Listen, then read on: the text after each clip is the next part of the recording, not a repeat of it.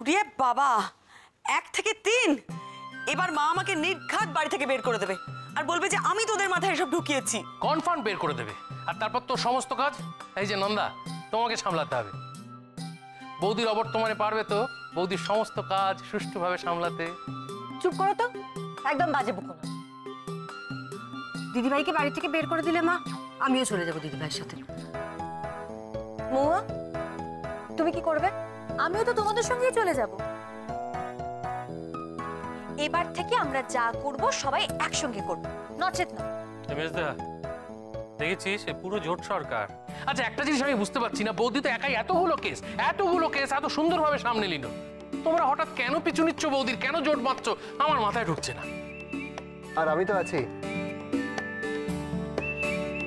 Exactly, তবে বিশ্বলোচন তো রয়েছে ঘুড়ির সঙ্গে লেজ হয়ে, তাহলে আর তোমরা কেন? শোনো, পৃথিবীতে যতজন ডিটেকটিভদের আবির্ভাব হয়েছে সঙ্গে সঙ্গে তাদের অ্যাসিস্ট্যান্টদেরও আবির্ভাব হয়েছে। হ্যাঁ, আচ্ছা মেজদি ভাই তুমি বলো তো আমি ঠিক বলছি কিনা? একদমই ঠিক।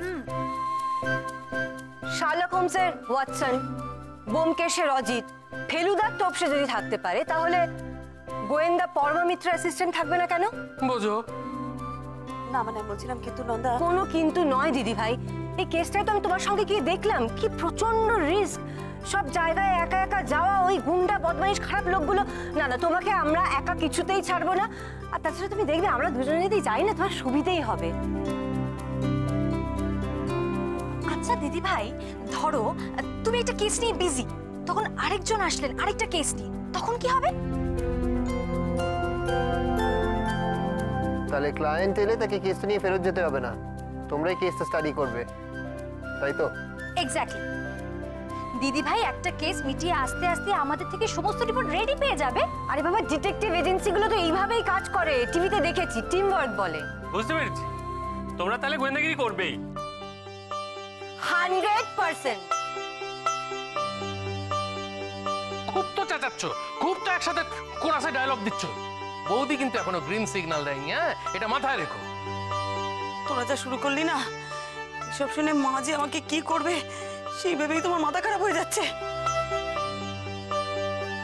শোনো না, তুমি গোয়েন্দাগিরি করছো করো, রাত্রিটাই কিন্তু বাইরে থেকে না।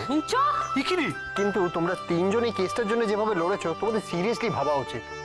শুধু একটা প্রশ্ন, তোমরা তিনজন গিন্নি তো বাইরে বেরিয়ে যাবে গোয়েন্দাগিরি করতে, মাসিমা তো প্রলয় ঘটাবে। হ্যাঁ, তাহলে তাহলে বেড়ালের গলায় ঘন্টিটা বাঁধবে কে? আশিস। আমি কিচ্ছু জানি না, আমি পারবো না বাবা। দেবর, বাবা রে, আমার তো প্রচন্ড মক্কেলে চাপ। ও বাবা, আমি কারোর সঙ্গে কথা বলতেই পারবো না। এই বাবা, তোমার আদরের শাশুড়ি মা, তুমিই বলো না। আমি? হ্যাঁ। না না, আমি বাবা।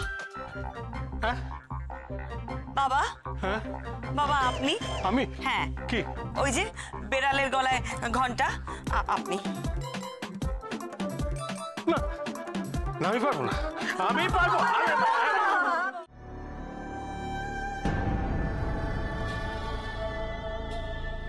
এই নাও, তুমি তো একদম ভিজে গেছো, মুছে নাও একটু। শান্ত শান্ত, কিচ্ছু হয়নি, কিচ্ছু হয়নি। এনো জলটা খাও, ভালো লাগবে। দেখো না, জল খাও খাও খাও।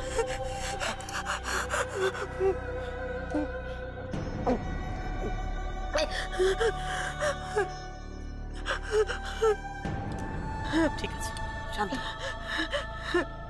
কি কেস বলতে বুঝতে কি জানি বাবা, আমিও বুঝতে পারছি না, একটা অদ্ভুত ব্যাপার। চুলি আগুন।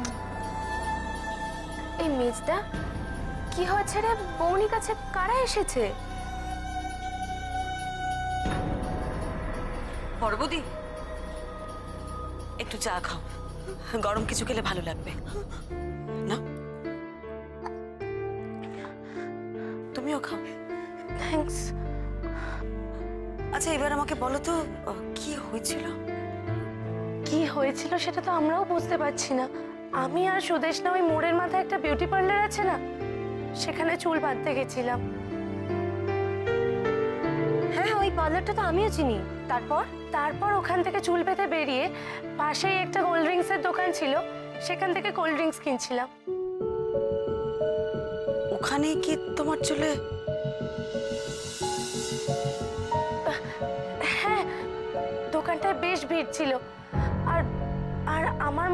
ওখানেই কিছু একটা থেকে ওর চুলে আগুন লেগে গেছে।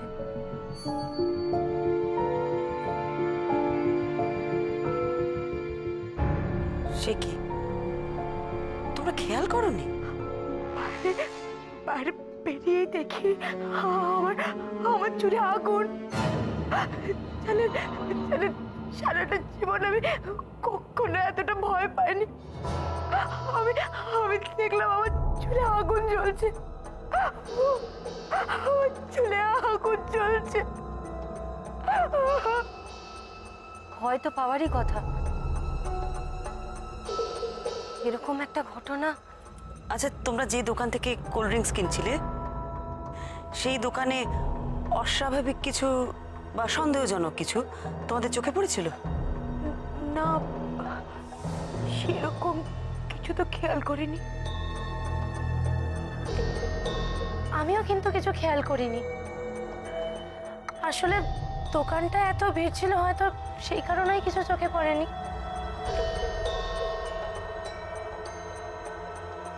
ইস, চুলটার কি অবস্থা! আমি তোমার চুলের নিচটা একটুখানি কেটে দেবো?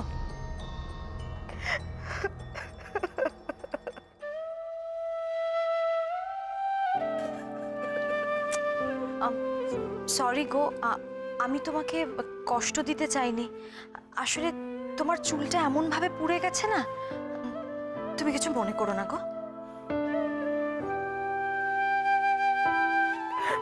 না, কিছু মনে করিনি। আজ আমার একটা বিয়ে বাড়ির নিমন্ত্রণ ছিল, আমার বন্ধুর বিয়ে।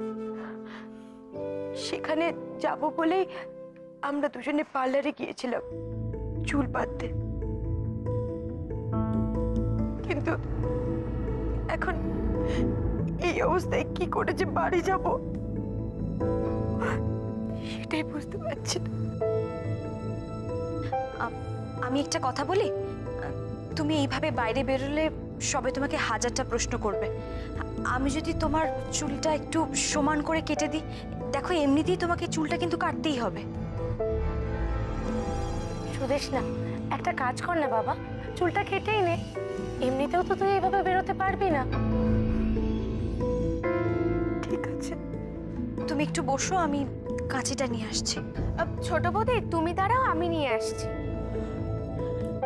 তোমরা একটু ভালো করে মনে করে দেখো তো, কিচ্ছু সন্দেহজনক ওই দোকানে খেয়াল করোনি? না, এই মুহূর্তে তো সেরকম কিছুই মনে পড়ছে না। আসলে আমরা দুজনেই ওই বিয়ে বাড়ি, সাজগোজ, শাড়ি এইসব নিয়ে আলোচনা করছিলাম। কিরকম চুল বাঁধলো সেটা নিয়ে ওর সাথে। আচ্ছা বলছি, তোমার এত ঘন সুন্দর চুল, তোমার চুলের ওপর কারোর হিংসা ছিল না তো? হিংসে করে চুলে আগুন লাগিয়ে দেবে? না না, সেরকম হিংসে কেউ করে বলে তো আমার মনে হয় না। তাহলে তোমার উপর কারোর কোনো কারণে রাগ আছে নাকি? মিস্টারে, এই নবীন দুই গোয়েন্দা মিলে এই মেয়েটার মাথাটাই না খারাপ করে দেয়। আস্তে কথা বল, শুনতে পায় না? আমাদের বডি থেকে মুড়োটা একদম আলাদা করে দেবে এই দুই গিন্নি। হ্যাঁ, অতএব আস্তে, ফিস করে যাবো।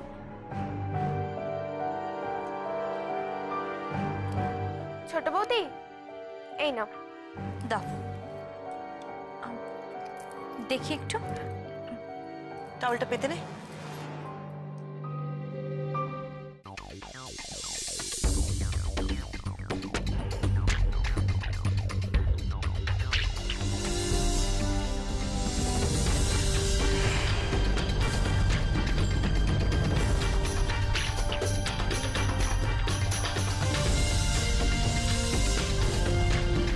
মহুয়া, এক্ষুনি খবরের কাগজটা দিদিভাইকে দেখাতে হবে, চলো।